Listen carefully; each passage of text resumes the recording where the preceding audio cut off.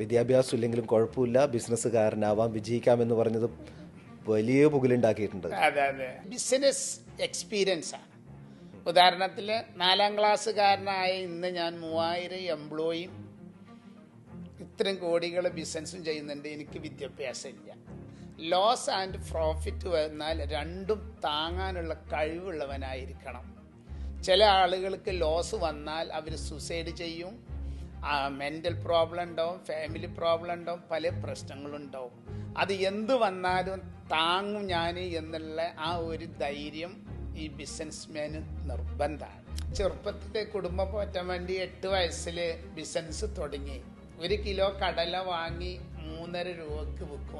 1 രൂപ 60 പൈസയാണ് കടലിൻ്റെ വില. ആ 2 രൂപ കൊണ്ട് അന്ന് കുടുംബം പോറ്റിയിരുന്നു. സ്കൂളിൽ പോകേണ്ട കാലത്ത് സ്കൂളിൽ 4ാം ക്ലാസ് വരെ പഠിച്ചിട്ടു.